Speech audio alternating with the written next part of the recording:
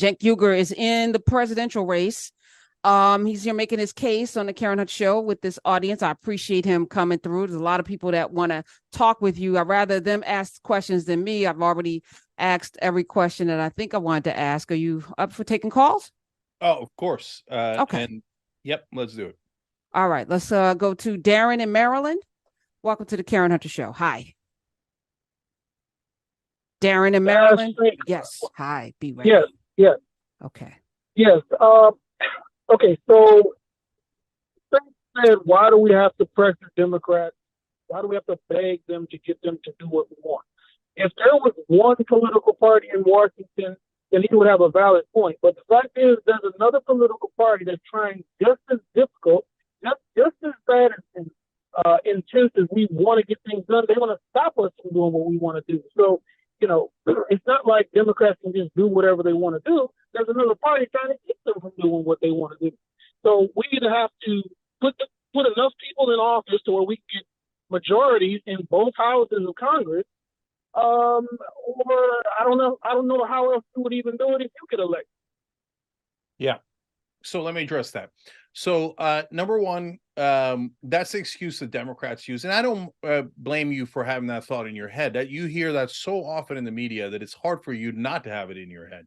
But let's take an example. Paid family leave polls at 84%.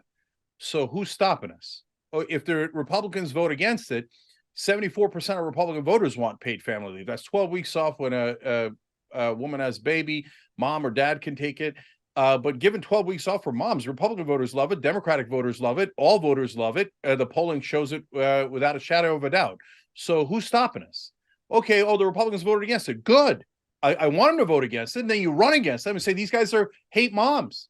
They want moms back in the assembly line in the coal mines the day after they deliver a baby. Can you believe how anti-mom Republicans are?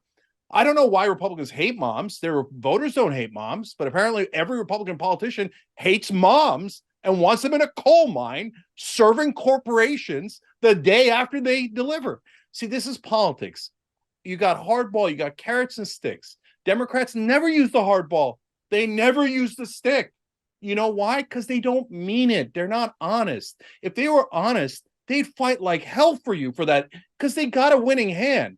They're throwing away winning hand after winning hand. Gerrymandering, ending gerrymandering. Nobody wants it. The Republican voters don't want it. Democratic voters don't want it. 90% of the country is against gerrymandering. Do Democrats fight for it? No.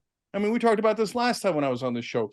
When the stock market was in peril, they lifted the filibuster in a hot second.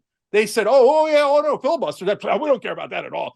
There's Senate traditions. My ass. The stock market's in trouble if we don't raise the debt ceiling. So they got rid of the filibuster and made an exception for it. Voting rights, ending gerrymandering. Oh, hell no. That's just minorities. Those are just the people we're tricking into voting for us.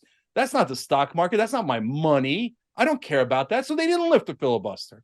They're not fighting for you. Why don't you elect someone who actually fights for you? Hey, if I fight like hell and I lose on an issue where we got 84%, okay, then we lost. But why? But Biden isn't even trying. Well, there are.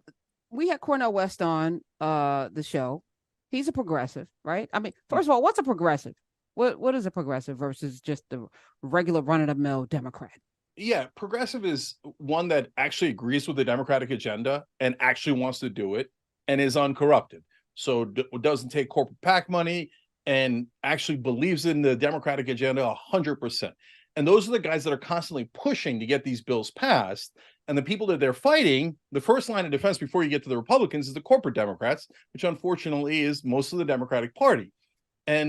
And I push people like Bernie to fight them harder. Why don't you name the donors of Joe Manchin and Kyrsten Sinema? Why don't you call them what they are? Corrupt. Why don't you talk about how the donations are just bribes, right? Because if you put a spotlight on it, then we're going to have a conversation and their poll numbers are going to go down. They're going to worry about losing their power. Now we're actually trying to get the bill passed. Going, I proposed it once and then they voted against it. Golly, gee, what am I supposed to do? Why don't you just admit that you're a bad politician? You retire, go pick up golf. So why not support Cornel West's his candidacy? So Why do you? look, I love Cornel West, and we worked together a little bit on the Bernie Sanders campaigns, but running as an independent doesn't make any sense. So, Karen, you mentioned earlier, you give me two choices between the lesser of two evils. I'm going to pick the one that's lesser. I don't think that's complicated. I totally agree with you.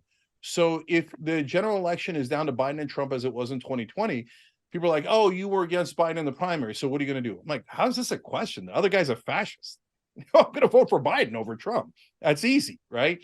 But if Cornell's sitting in there, or as he would say, brother Cornell, sitting there, and he's taking away 3 points from the Democratic candidate, how does that help? Now, on the other hand, I just wanted to make sure that you weren't absolutely crazy, because that was it. That was the crazy test right there. Okay, thank you. You answered it. Let's trying to get as many people in. Antoine in Chicago. Hi, welcome, Antoine. Karen, how you doing? I'm good. Welcome. Hey, Young Turks, you know what? I actually agree with a lot of things that you're saying, but here I want you to answer for me. If you became president, you would, the way our system is here, you would have to have the Congress and the Senate in order to pass the things that you want. So what if you didn't have that? Are you going to do them yourself? What is it? Executive orders, Antoine. Yes. Correct. Executive order. So how are you going to overcome that? Even if you have members of the party that want to do it, they're not going to do it because they're not going to go against their donors. So like you were saying, it's all corporate control. Both of these parties basically, because honestly, are full of SHIT. No matter who you put in there. All right, your audio, we got it. We got 2 minutes. Your audio sucks. It sounds like you're in a toilet bowl. Okay. Cenk, his point, you got it. Yeah. So, but by the way, great question. And smart hosts lead to smart audience, lead to smart questions. So, thank you. Okay. So now let me give you an example that is today, right? So I keep talking about this one issue. Look, negotiating drug prices, etc. Like those pull even higher. There's higher wages. We got to do that. But I'm using paid family leave as an example because it's so clear, right? So now, if I was a president, I would introduce it. I would ask the Senate to introduce it. Now you're gonna say, wait a minute. Now you're gonna have trouble in the House, right? Because the House is controlled by the Republicans. Great, no problem. We say, okay, now there's a whole bunch of Republicans that live that are in purple districts, and they're worried about losing their seats. They're not in deep red districts.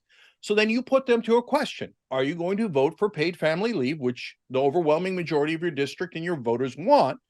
Or are you going to choose to lose this election? Go ahead, choose to lose it, because I'll have a Democrat in that seat, and I'll pass it as soon as you lose and the Democrats get that seat. Go ahead, I dare you to vote against 84% of your voters. I want you to vote against them so I can get your ass out of Congress and fill it with rim to rim with Democrats who are actually going to vote yes and who are going to pass that bill. So either way you win. Either they vote no and you put a giant spotlight on them, hate moms, hate their own voters, hate their district, get them out, get them out, get them out. The minute you get them out, we get this thing passed. Or what happens in politics a lot is they buckle. But no one's ever asked them to buckle. No one's ever put pressure on them. No one's ever tried. Why don't you elect a Democrat that actually tries? JankForAmerica.com. And yes, it's true. Biden is going to lose.com.